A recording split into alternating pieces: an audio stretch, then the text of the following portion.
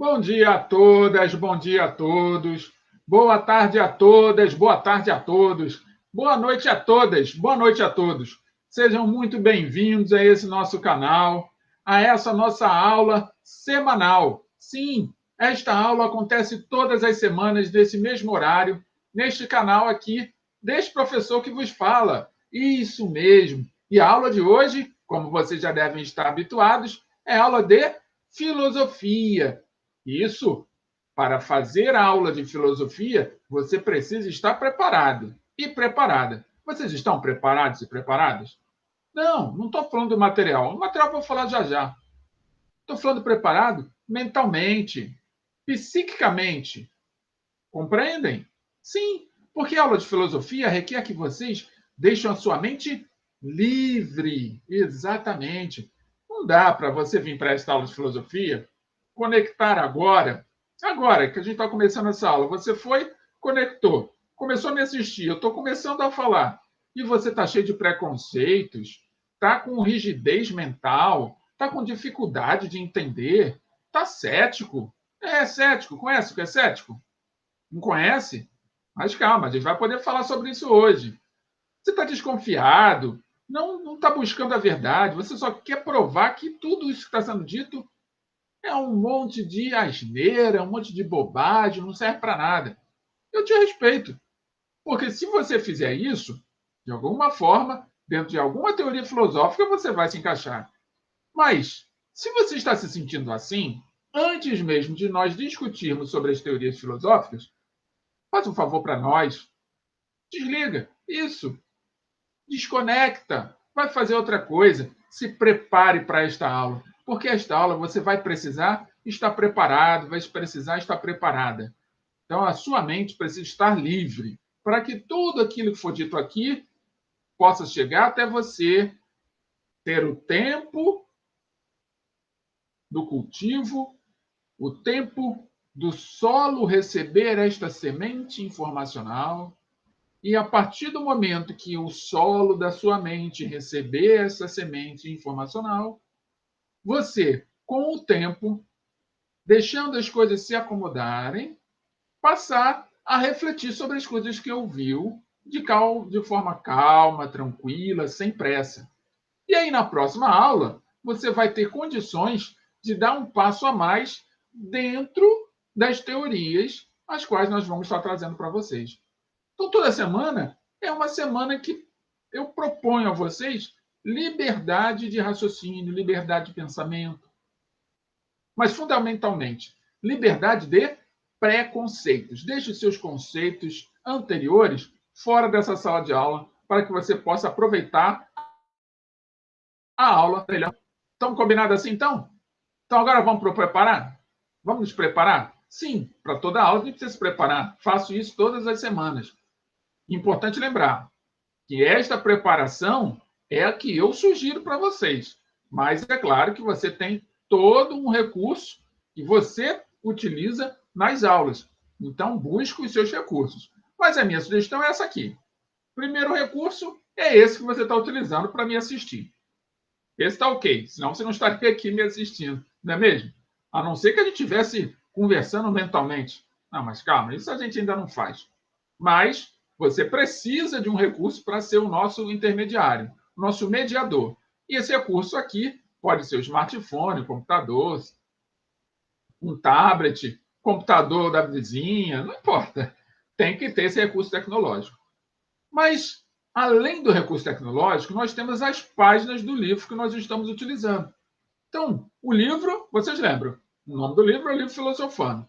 Todo final de aula, eu disponibilizo as páginas que a gente utiliza.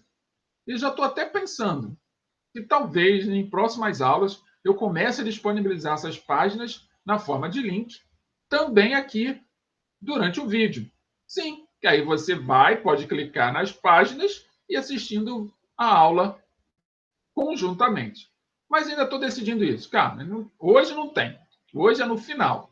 Mas é até para poder atender também aqueles que não estão matriculados e, caso não estejam matriculados, não vão ter os livros, correto? Mas você que tem o livro, tá aí, você pode utilizá-lo. Mas tem uma coisa mais importante até do que o livro.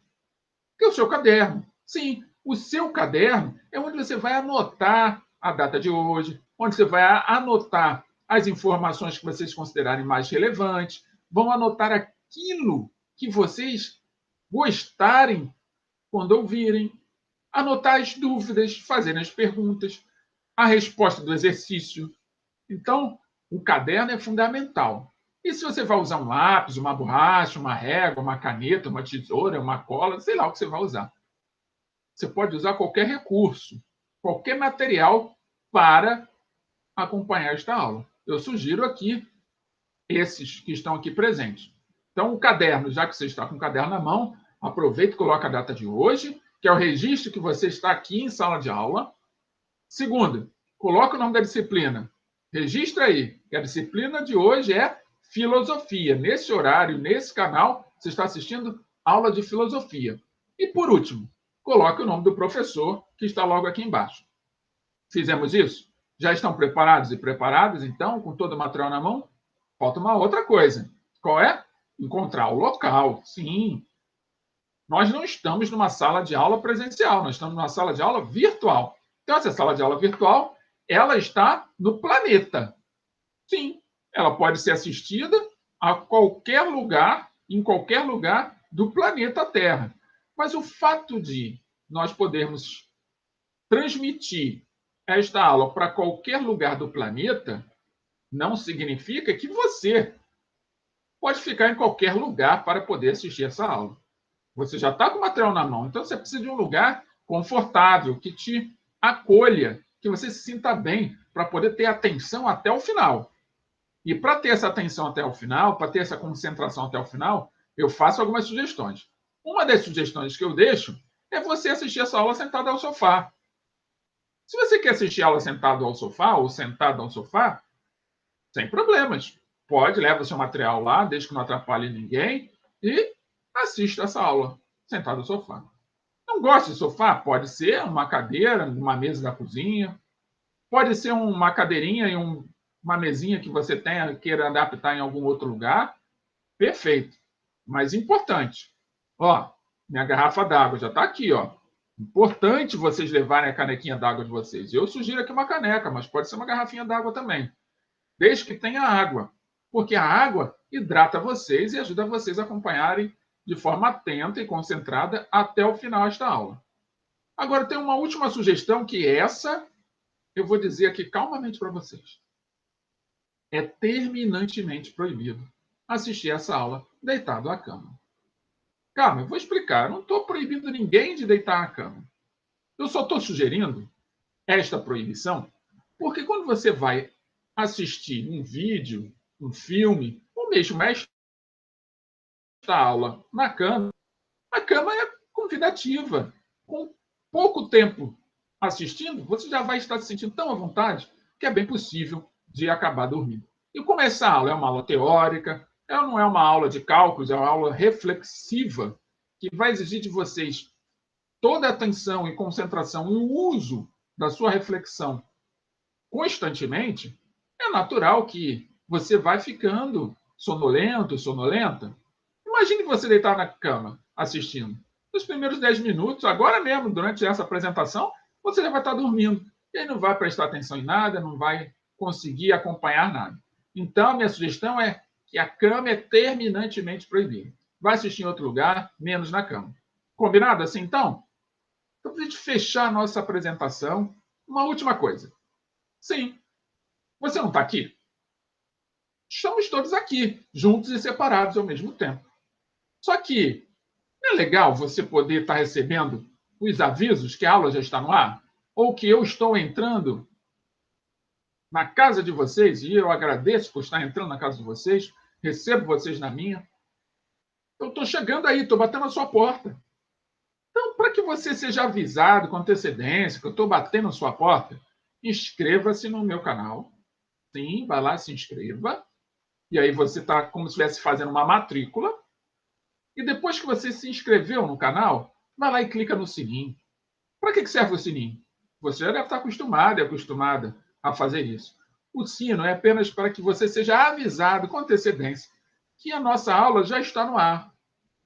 E a partir do momento que você for avisado e avisada, você vai poder escolher o dia e o horário que você quer assistir. Vai ser de manhã, vai ser de tarde, vai ser de noite, vai ser na segunda, vai ser na quarta, vai ser na quinta. Eu sugiro sempre que seja no mesmo dia da sua aula, que você escolheu e que está lá programado no nosso calendário.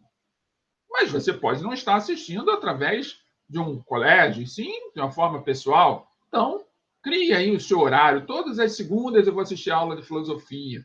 Todas as terças eu assisto aula de filosofia.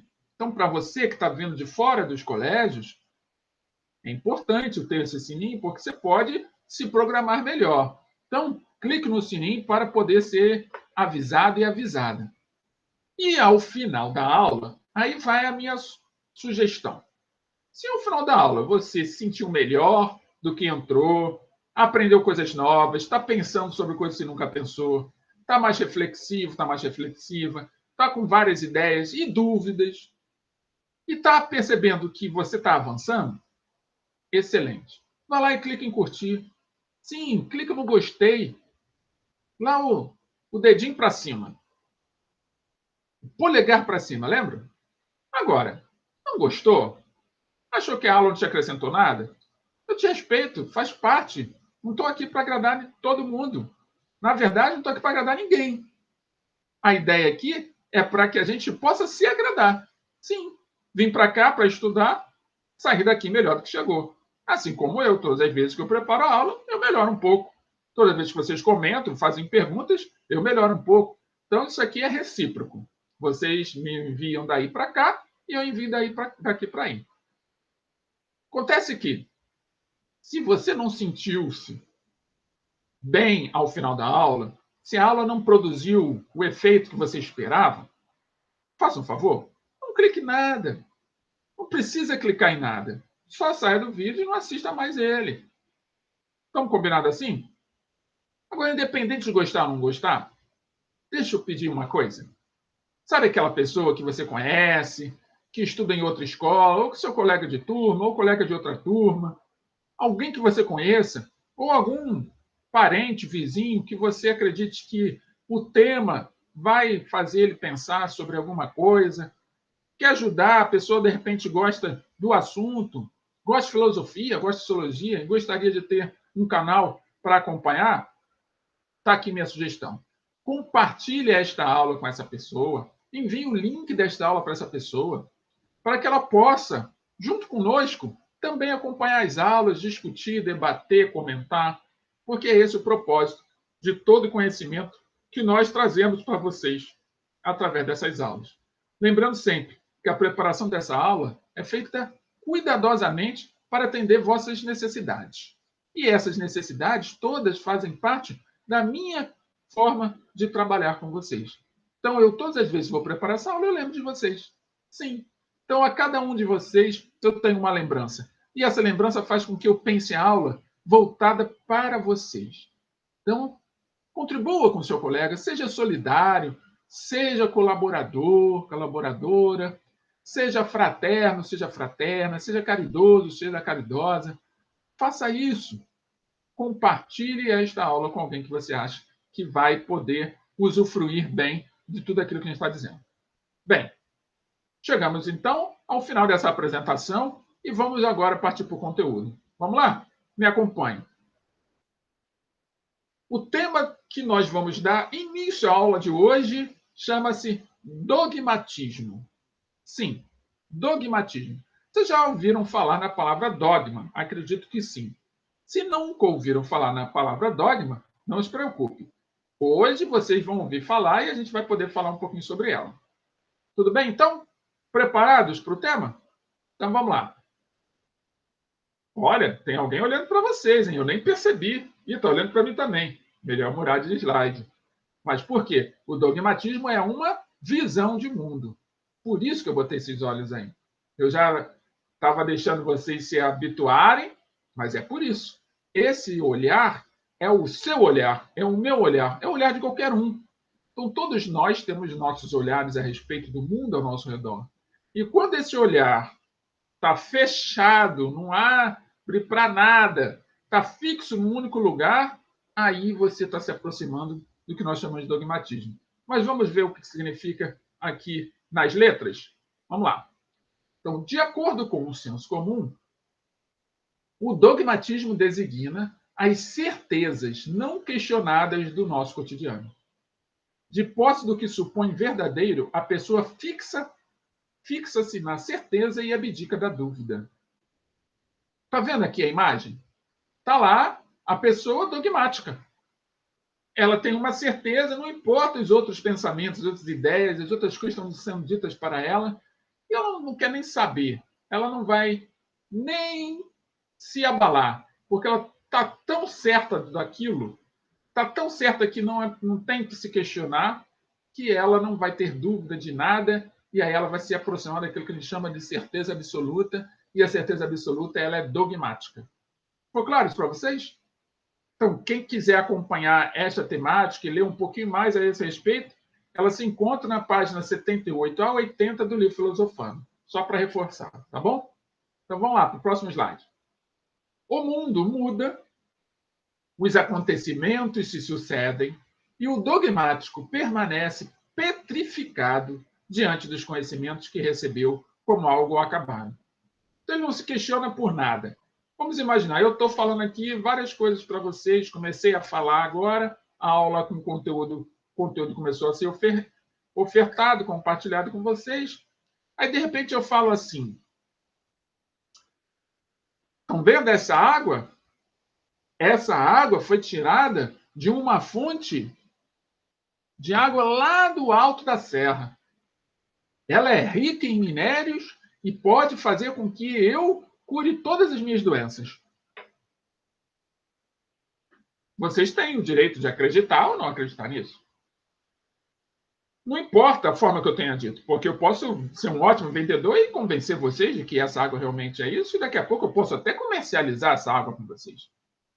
Mas o que é importante aqui é que, se você receber essa informação sem questionar, é bem capaz de eu pegar a água da bica, oferecer para vocês falando que é a água de uma fonte no alto da serra, vocês nem sabem que serra é essa, oferecer para vocês água da bica vindo da SEDAI, dizendo que aquela água pode curar suas doenças e você, sem questionar nada sobre isso, vai aceitar isso como verdade.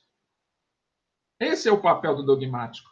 Esse é aquele que não tem dúvidas, não quer questionar nada, aceita as informações como verdades e ponto final. Está claro para vocês? Já se sentiu dogmático em algum momento? Já acreditou na primeira coisa que ouviu? Já seguiu alguém e depois se arrependeu quando descobriu que aquilo que a pessoa estava te dizendo era um falso? Ou seja, não era uma verdade, era uma não verdade? Já aconteceu isso com vocês? Que bom! Mas a partir de agora vocês vão ter como se livrar disso. Claro, é só parar para pensar. É só parar para refletir a respeito daquilo e buscar mais informações, para que a informação, atrás de informação, possa trazer a vocês aquilo que a gente requer de qualquer informação. A proximidade da verdade. Eu posso não alcançar a verdade como um todo, mas eu preciso estar mais próximo da verdade do que aceitando a primeira coisa que for dita a mim. Correto? Podemos continuar então? Vamos lá. Resistindo ao diálogo, ele teme o novo e, não raro, tenta impor aos outros seu ponto de vista. Às vezes, recorre à intransigência e à prepotência. Está aqui nosso personagem do Simpson, lá, o chefe do Simpson.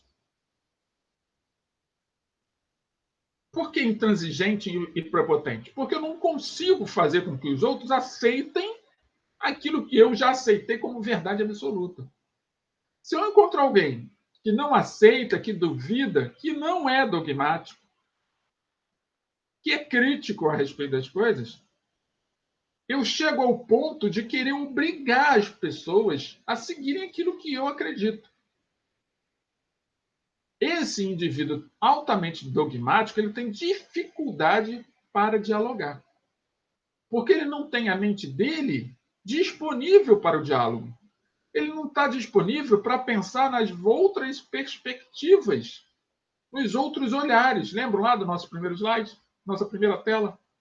Do olhar? Tem muitas pessoas que não estão disponíveis para olhares de outros, de refletir sobre o ponto de vista de outras pessoas, pelas perspectivas de outras pessoas. E assim ela cria aquilo que a gente chama de caixinha hoje em dia, né? Ela fica dentro da caixinha. E quando ela fica dentro da caixinha, ela tem muita dificuldade para lidar com a mudança. Qualquer coisa que chegue nova, ela vai ter dificuldade para lidar com isso, para se adaptar a isso. Podemos continuar? Já viveram essa experiência? Conhece alguém que é assim? Não precisa comentar. Mas se conhece, comece a refletir sobre essas pessoas, o quanto que deve ser difícil viver sem se adaptar, sem ser flexível, com a mente rígida, dogmática. Pensem, reflitam sobre isso. E vamos lá na próxima tela. Aquele é o dogmatismo do senso comum. Agora tem o dogmatismo filosófico. É mais suave o dogmatismo filosófico, porque ele não pretende buscar a verdade absoluta, muito pelo contrário. Então, a filosofia dogmática serve para identificar os filósofos que estão convencidos de que a razão pode alcançar a certeza absoluta. A diferença aqui ela é no detalhe. Enquanto no dogmatismo do senso comum, o indivíduo que é dogmático, ele acredita ele tem a certeza absoluta de que algo é daquele jeito, que aquela verdade é única e acabada. O filósofo dogmático, ele já tem uma outra perspectiva. Como eu disse, é um detalhe. O detalhe é, ele não acredita numa verdade absoluta, mas ele acredita que através do poder da nossa razão, da nossa capacidade de raciocinar, nós somos capazes de chegar e encontrar em algum momento a certeza absoluta. Eles ainda não encontraram, mas eles acreditam que ela é possível de ser alcançada, desde que a gente reflita. Para o senso comum, essa verdade já existe. Ela está pronta, é acabada, eu comi ela, engoli, e agora é minha. Não adianta você falar qualquer outra coisa que eu não vou aceitar. Para o filósofo dogmático, ele não encontrou ainda, mas ele acredita que ela seja possível ser alcançada através do poder da razão. Então, o dia que esses filósofos encontrarem, provavelmente eles vão anunciar. Como ainda não anunciaram, nós continuamos na busca. Compreendem a diferença entre o filósofo dogmático e o indivíduo comum? Podemos continuar, então? Qualquer pergunta pode colocar aí no comentário. Então, o filósofo escocês David Hume, está aqui ó, a caricatura dele, que viveu no século XVIII, entre 1711 e 1776, colocou em questão nossa capacidade de atingir certezas absolutas. Ele foi um dos primeiros filósofos a estar discutindo sobre si. É possível a gente chegar à certeza absoluta mesmo? Vocês têm certeza disso? Ele exerceu influência decisiva sobre o pensamento de um outro filósofo chamado Immanuel Kant, que viveu entre 1724 a 1804, ou seja, foi contemporâneo do Hume. E na sua obra Crítica da Razão Pura, a obra de Kant, né, ele faz da razão juíza e ré em um tribunal. Ou seja, nesse livro, Crítica à Razão Pura, o Kant ele diz que a nossa razão, em algum momento, ela é juíza, ela julga, e, ao mesmo tempo, ela é ré desse próprio julgamento. E, nesse tribunal, vai ser definido limites e as possibilidades do conhecimento. Então, nós estamos o tempo todo nessa dicotomia, vamos chamar assim, nesse debate entre duas forças distintas. A força de quem tem a verdade e a força de quem duvida da verdade. E essa disputa que está num tribunal, através de argumentos, essa disputa fica cada vez mais intensa quando nós demoramos a encontrar a verdade. a demora para chegar até a verdade faz com que quem critica, quem não acredita numa verdade ou numa certeza absoluta, ganhe mais argumentos, e aquele que acredita que a certeza absoluta é possível encontra novos argumentos para poder julgar aquele que não acredita. E fica esse debate infinito entre a razão que é ré e a razão que é juíza. Ora ela julga, ora ela se posiciona na posição de quem está sendo julgada. Ficou claro? Então, ora eu sou o juiz, ora eu sou o réu. É isso que o Kant faz no seu livro Crítica da Razão Pura. Então, por isso a filosofia kantiana é também denominada criticismo.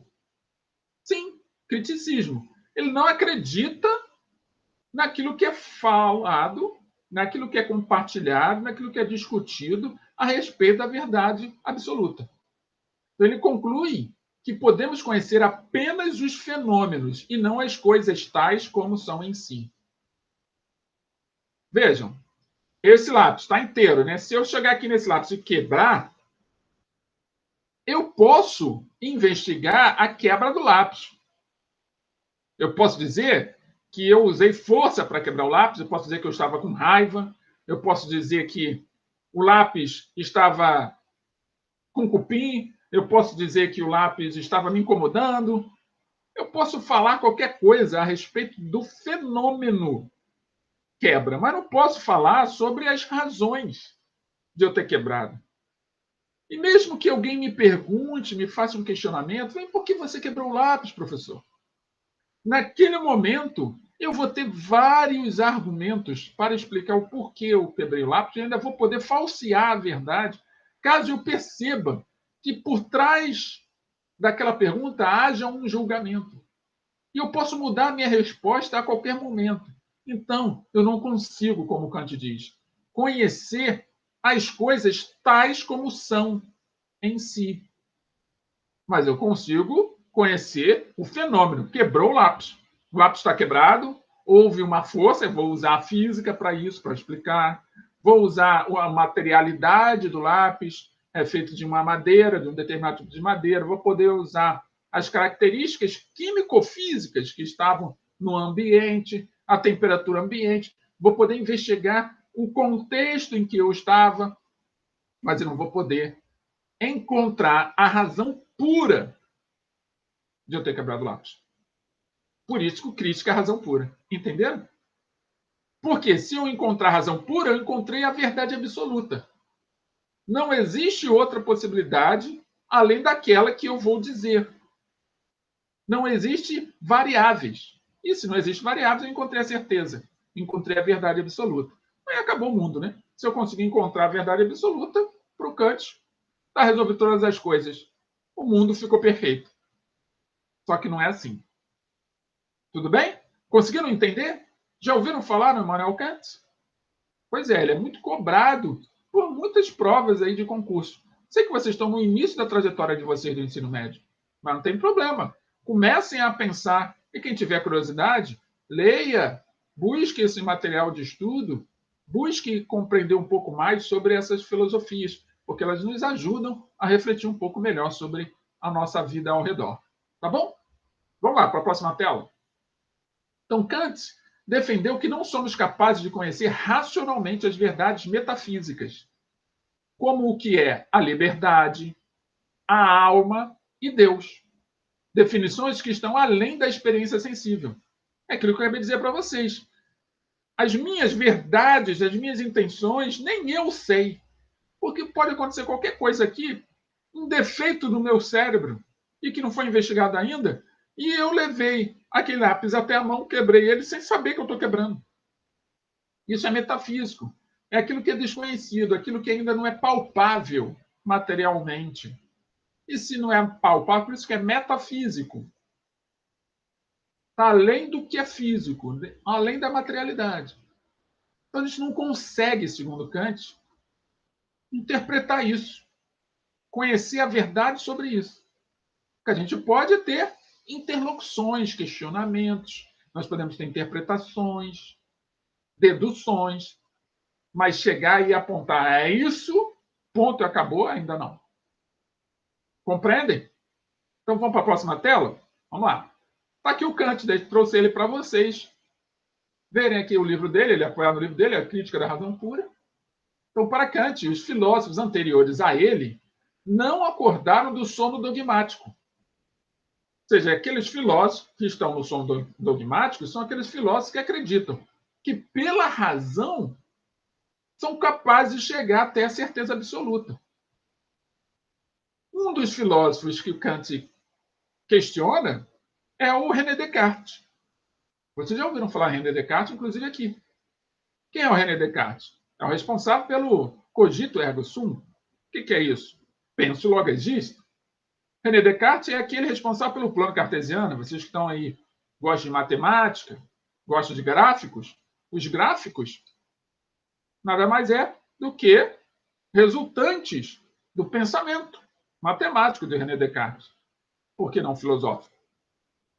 Então, o cartesianismo ele é altamente racional.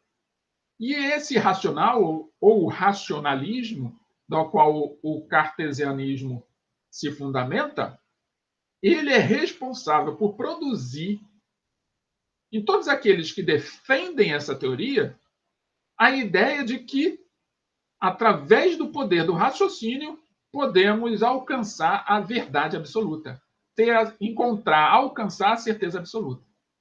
E vem o Kant e critica isso. Ele diz que, no sentido de ainda confiar de maneira inquestionável nesse poder que a razão tem de conhecer, eles continuam nesse sono que ele chamou de dogmático.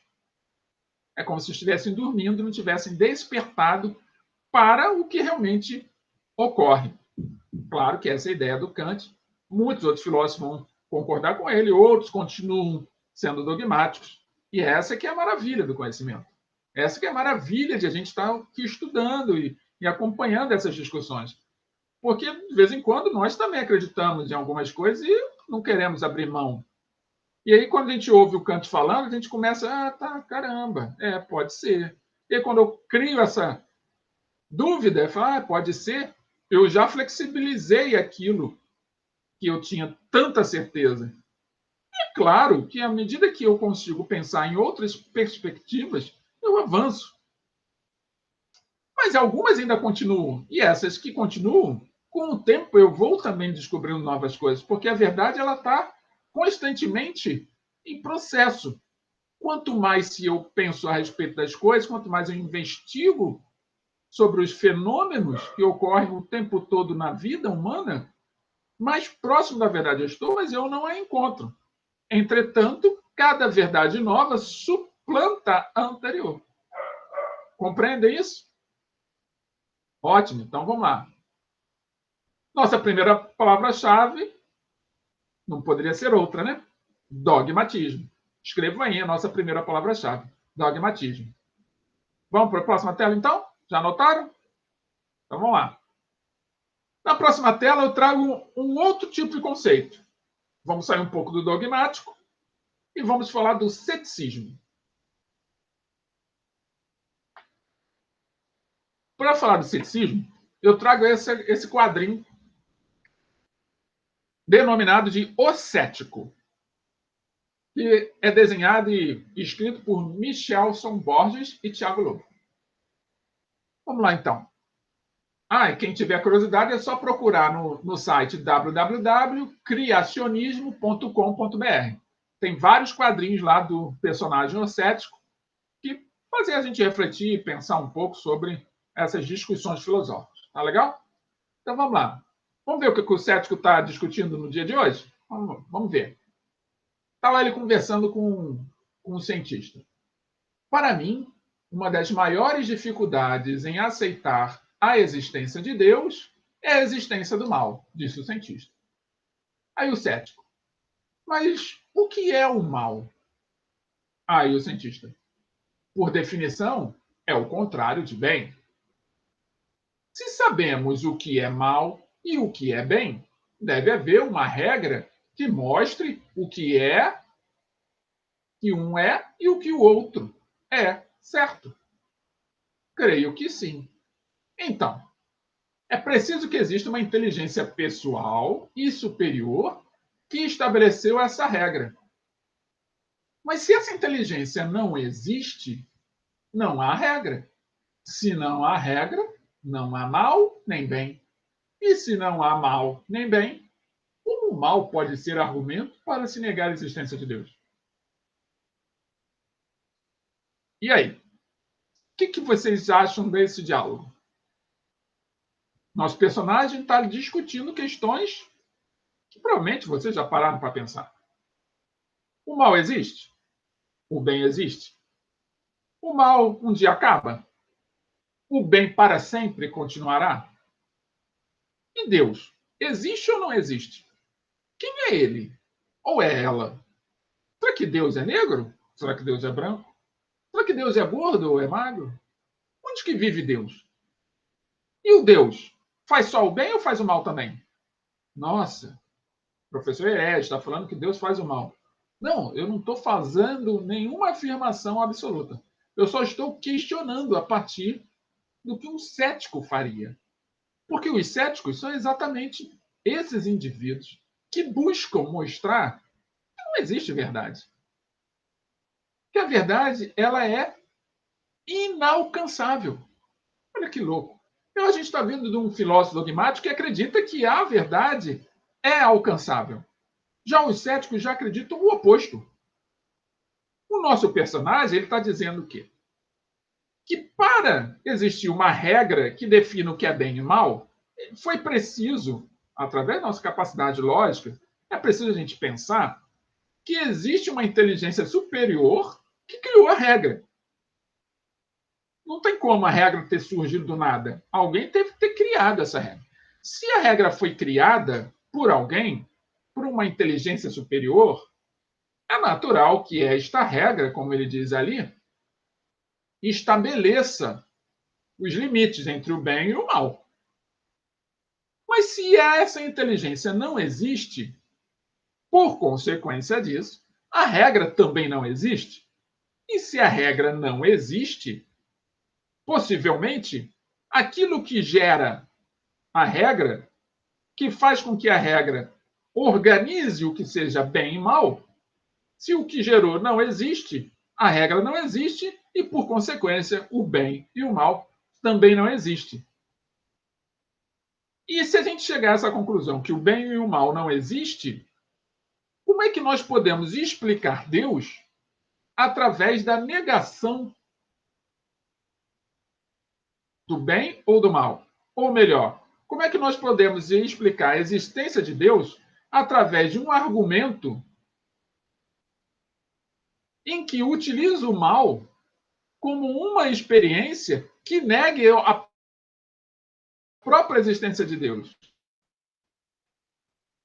Porque nesse contexto, muitas pessoas céticas falam que se Deus existisse, não existiria o mal. Só que, usando o mesmo argumento dos céticos, nós podemos chegar à conclusão que o mal ele só existe porque uma regra foi criada e estabeleceu limites para o mal e para o bem. E para o bem. Só que se eu considerar que não existe o Deus, provavelmente não existe também a regra, e se não existe a regra, o bem e o mal também não existe. Então não tem como eu usar a regra para explicar a existência ou não de Deus. Enfim, isso é um discurso, um diálogo cético que leva muito tempo para a gente chegar a conclusões. Vocês já se viram nesse diálogo interior? Pois bem, então o ceticismo é isso. Vamos ver um pouco mais sobre o ceticismo na próxima tela, então. Os céticos observam a realidade e ponderam com minúcia e profundidade, como o nosso personagem. Mas alguns deles concluem não ser possível atingir o conhecimento certo e seguro. Essa impossibilidade refere-se aos casos mais radicais de ceticismo. O cético suspende provisoriamente qualquer juízo ou admite apenas uma forma restrita de conhecimento, para identificar os limites de apreensão da verdade. Então, essa verdade que a gente tanto acredita que exista, caso a gente for adepto de qualquer uma das filosofias dogmáticas, ela pode também, para o cético, não existir. Porque enquanto filósofo dogmático ela é real, basta eu usar a minha capacidade de reflexão, de raciocínio que eu vou chegar lá, para o cético eu não vou chegar lá. Não tem como eu chegar lá. E se não tem como eu chegar lá, para que eu vou perder tempo com isso? Compreendem? Então, essa apreensão da verdade, nós temos muitas restrições. Então, eu não vou ficar discutindo sobre isso. E aí eu acabo não querendo mais participar das discussões, não me interessa aquele assunto, porque assunto eu já tenho conhecimento de que ele não vai me levar a lugar algum. E aí não vem com discussões de que não podem ser explicáveis, porque isso são apenas conversa para jogar fora. Então, o cético acaba levando nessa direção as discussões. Claro que eu estou falando do cético filosófico, não estou falando do cético, daquele que não crê em nada. Estou falando do cético que fica o tempo todo buscando argumentos para encontrar explicações para aquilo que muitos dizem que é possível se explicar. E aí ele busca essas explicações, considera a possibilidade, mas o tempo todo esbarra nos limites da apreensão dessa verdade.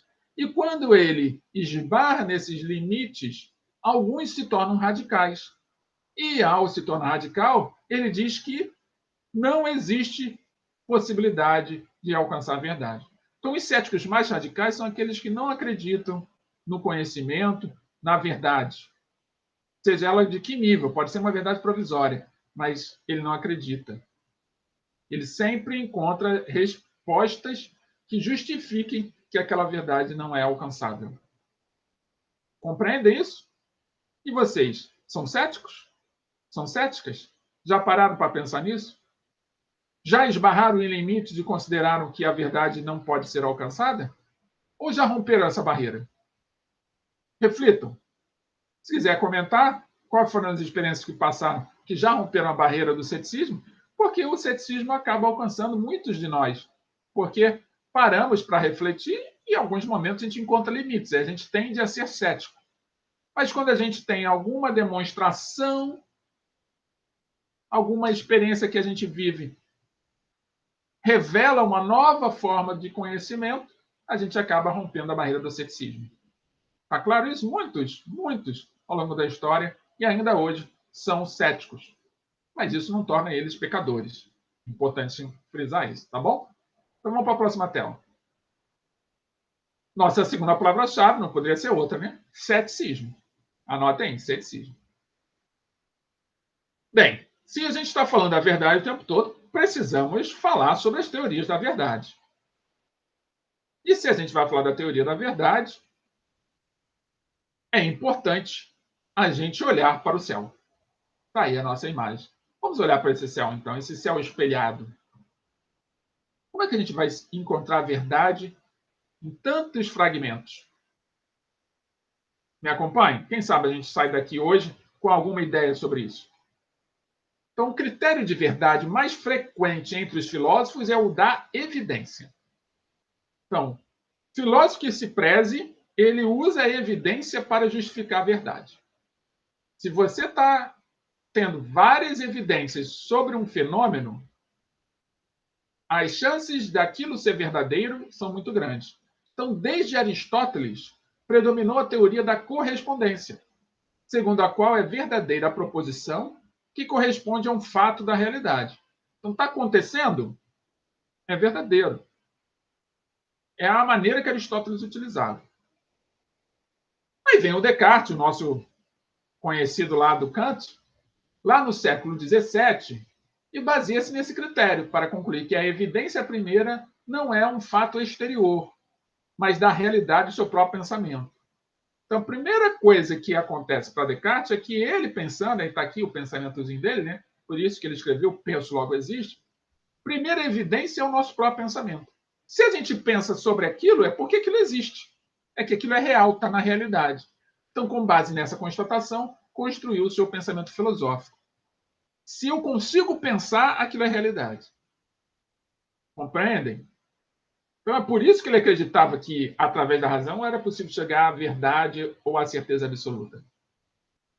Esse era o raciocínio de Descartes. E muitos são adeptos dele, até hoje, é claro.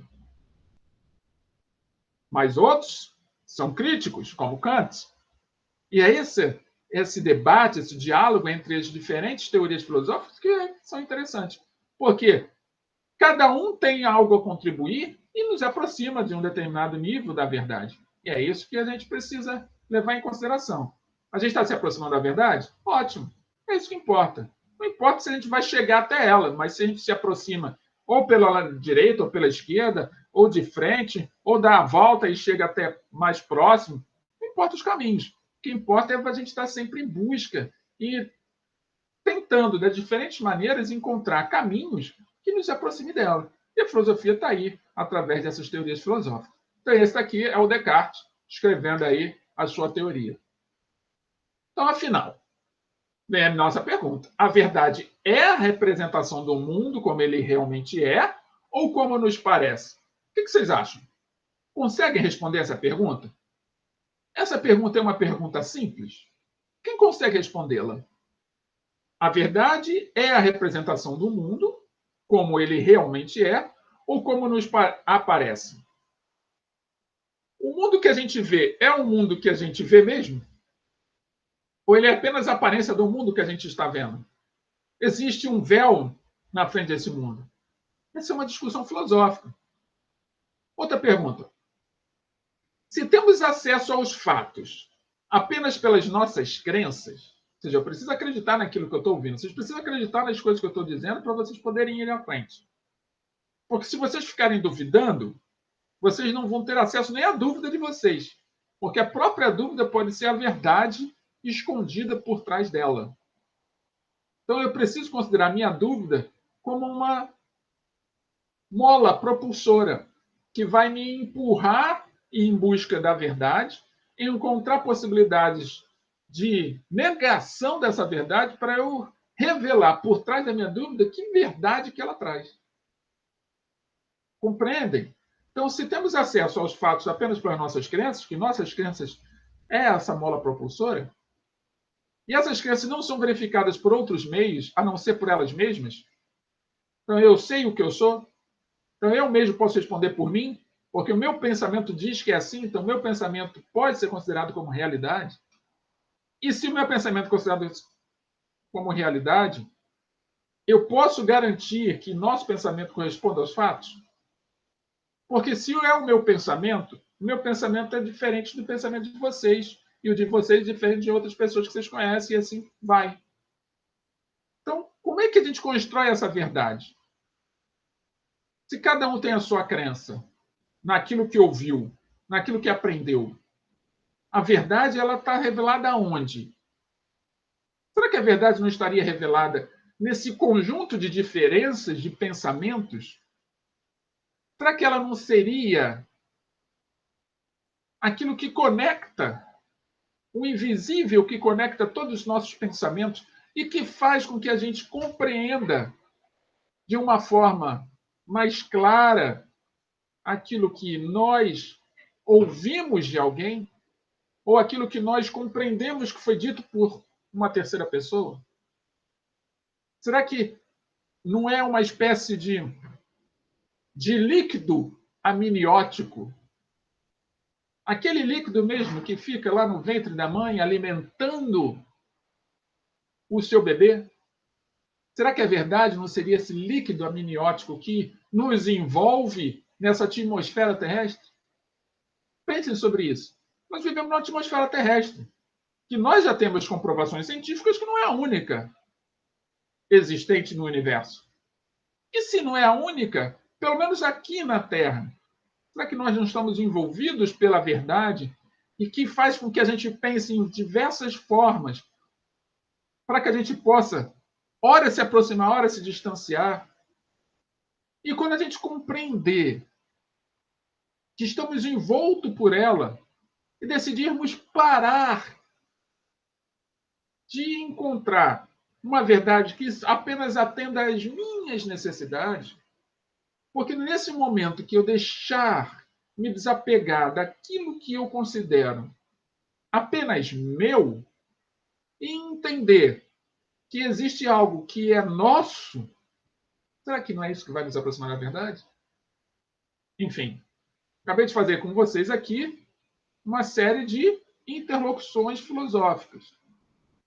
Façam a de vocês e reflitam, porque é isso que vai fazer a gente crescer. É isso que nos desenvolve. Não é querer encontrar o resultado. O resultado ele já está por si dito. Todo mundo sabe que nasce, cresce e morre. Esse já é o resultado. O produto já está acabado. A gente só precisa analisar de que é feito o produto. E por que esse produto é feito dessa maneira? Vai depender do quanto de argumentos e materiais e ferramentas e instrumentos você vai utilizar. Um desses instrumentos é a sua capacidade de raciocinar. Podemos? Próxima tela, então? Ufa! Cansaram? Bebe um pouquinho d'água, então, para a gente prosseguir. Podemos lá? Então, vamos lá. Próxima tela. Diante desses questionamentos, e vocês viram que foram muitos, a base do racionalismo, confiante de que há um mundo objetivo a ser desvendado pela razão, começou a desmoronar. Sim, porque o racionalismo considerava o quê? A verdade é possível ser alcançada.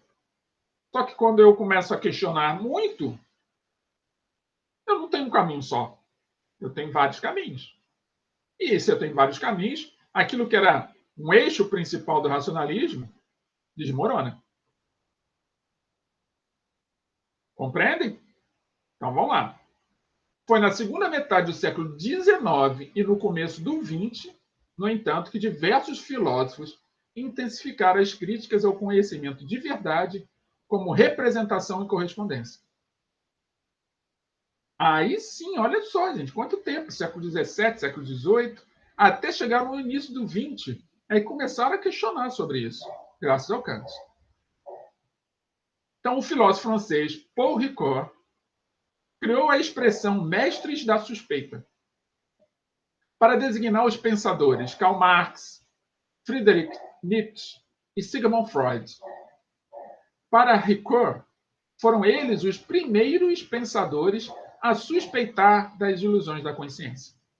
Aquilo que para Descartes era, através da consciência, da razão, era possível chegar à verdade absoluta, os críticos disso, que são seguidores de Kant, com certeza, vou tirar a palavra certeza, porque ela já não condiz com o que a gente está falando aqui, né?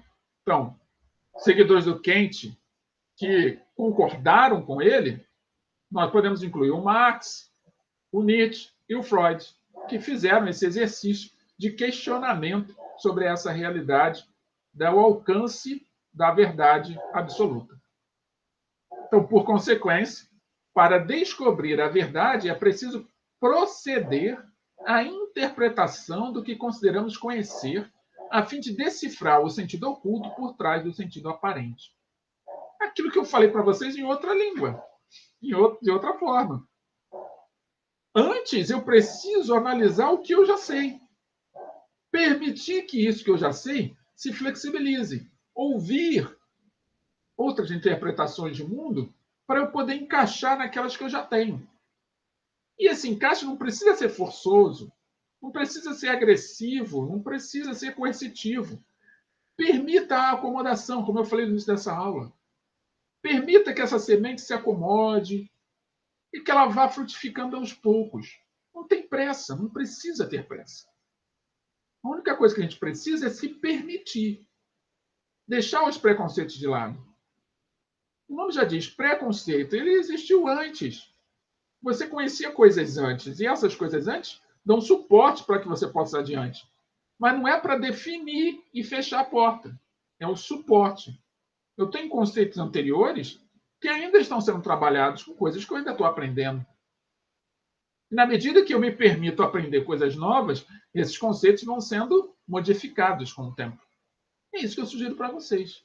Então, é o oculto por trás do sentido aparente. É a ilusão das aparências. Aquilo que vocês veem não necessariamente é aquilo que vocês estão vendo. O que isso significa? Calma. Significa o quê? Que por trás da fisionomia de cada uma das pessoas existe um mundo. Então, a pessoa ela escolhe aquilo que ela quer que você veja. Às vezes, ela escolhe isso de forma inconsciente, ela não tem nem consciência disso. E quando ela está em determinados momentos da sua solidão, do seu isolamento psíquico, individual, ela demonstra outro tipo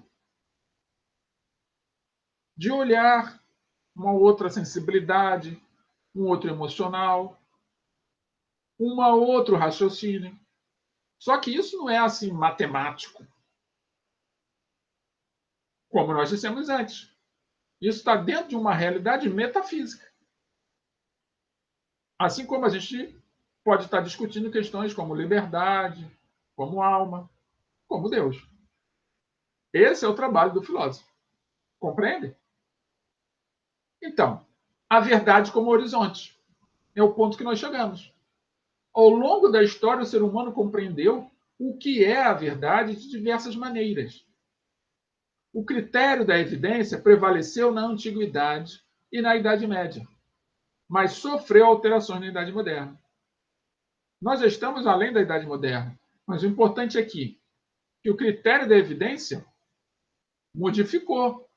Tem coisas que não são tão evidentes, mas que estão próximas da verdade. É isso que a gente precisa, porque muito já aconteceu desde o início dos tempos. E a gente continua avançando. Continua avançando. A ciência contribui, a filosofia contribui. E a gente continua avançando. Esse é o objetivo. Aceitar um movimento contínuo entre certeza e incerteza, ótimo isso, né? Um movimento. Idas e vindas. Acredita, não acredita. Supõe recusar o ceticismo radical, aquele que não acredita em nada, e o dogmatismo, aquele que acredita na certeza absoluta, no absolutismo da certeza, suportando melhor o espanto, a admiração e a controvérsia. Ele está no meio do termo. Nem 8, nem 80, no meio do caminho. Compreendem? Nem muito ao extremo do nada, nem muito ao extremo do tudo. Isso não significa renunciar à procura do conhecimento, porque conhecer é dar sentido ao mundo, interpretar a realidade, é descobrir a melhor maneira de agir. Isso é que é conhecer. Falo isso para vocês de diferentes maneiras o tempo todo. Conhecer é dar sentido ao mundo, encontrar sentido neste mundo. É interpretar não apenas a realidade sua, mas é buscar a interpretação da realidade dos outros. Se posicionar no lugar dos outros para enxergar aquilo que eles veem. É descobrir a partir disso, dessa interpretação, dessa análise, como que eu ajo com fulano, com Beltrano, e como que eu gostaria que agissem comigo. E isso vai fazendo com que eu me torne uma pessoa melhor, mas adaptada à realidade em que nós estamos experimentando na atualidade. Porque eu não posso falar da realidade do futuro. Eu só posso falar da realidade da atualidade. E quanto mais eu estiver, ou quanto melhor eu estiver adaptado à realidade da atualidade, eu posso sim estar acumulando experiências para uma realidade futura, que só vou saber disso quando eu estiver lá vivenciando ela. Compreenderam? Assim sendo, chegamos à nossa terceira palavra-chave, que é verdade. Anotaram a terceira palavra-chave na sua sequência? Lembrando que vocês precisam depois, na atividade, responder quais as palavras-chave apresentaram-se ao longo da aula. E assim estamos chegando ao finalzinho da nossa aula com essa mensagem final do conteúdo, que é: a verdade continua sendo um propósito humano necessário e vital, que exige liberdade de pensamento e diálogo para que os indivíduos compartilhem interpretações possíveis do real.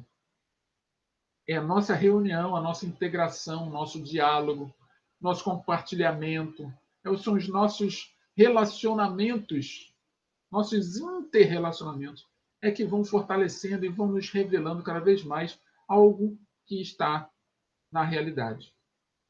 E assim a gente chega a esse alvorecer. Assim a gente conhece essa verdade, como eu disse aqui no início. A verdade como horizonte. Está aí o horizonte. Olhem bem para ele, contemple-o. Ele está aí todos os dias. Basta você se disponibilizar a ele. Satisfeitos? Estão com dúvidas? Há alguma inquietação? Comentem. Se não quiser comentar, deixe para depois. Permita-se acomodar essas ideias. E assim nós chegamos ao final do conteúdo da nossa aula. Mas, como todo final de conteúdo, nós temos o nosso teste, ou seja, o nosso exercício de fixação. Então, vamos lê-lo junto comigo. Lembrando que quem está no YouTube pode respondê-lo nos comentários e quem está aqui matriculado em uma das turmas que a gente trabalha, responda lá na atividade assim que vocês as receberem. Lembrando de anotar a resposta no seu caderno para vocês não perderem. Então, vamos lá, acompanhe a leitura. Pirro afirmava que nada é nobre nem vergonhoso. Pirro é um dos filósofos céticos, tá? Nada é nobre nem vergonhoso, justo ou injusto, e que, da mesma maneira, nada existe do ponto de vista da verdade. Que os homens agem apenas segundo a lei e o costume, nada sendo mais isto do que aquilo. Ele levou uma vida de acordo com esta doutrina, nada procurando evitar e não se desviando do que quer que fosse, suportando tudo. Carroças, por exemplo, precipícios, cães, nada deixando ao arbítrio dos sentidos.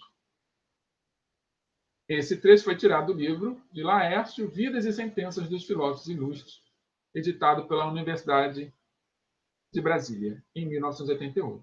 Então vem a pergunta. O ceticismo, conforme sugerido no texto, caracteriza-se por, letra A, desprezar quaisquer convenções e obrigações da sociedade.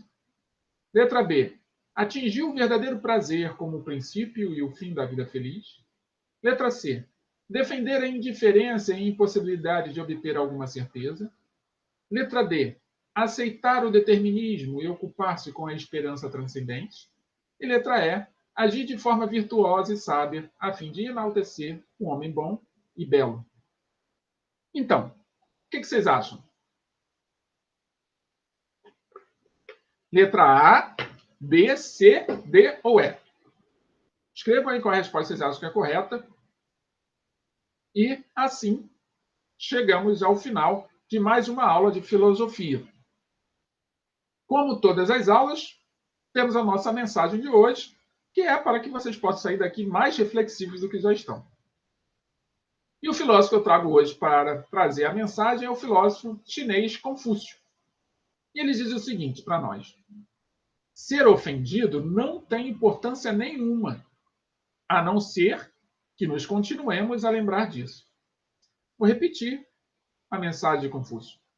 Ser ofendido não tem importância nenhuma, a não ser que nos continuemos a lembrar disso. Reflitam sobre essa mensagem de Confúcio. Comentem se acharem necessário. E assim, convictos que estamos de que nos reencontraremos mais uma vez na próxima semana, neste mesmo horário, nesse mesmo canal, para mais uma aula de filosofia, eu me despeço. Um beijo no coração de cada um de vocês. E a gente se vê na próxima semana, nesse mesmo horário, nesse mesmo canal. Até lá.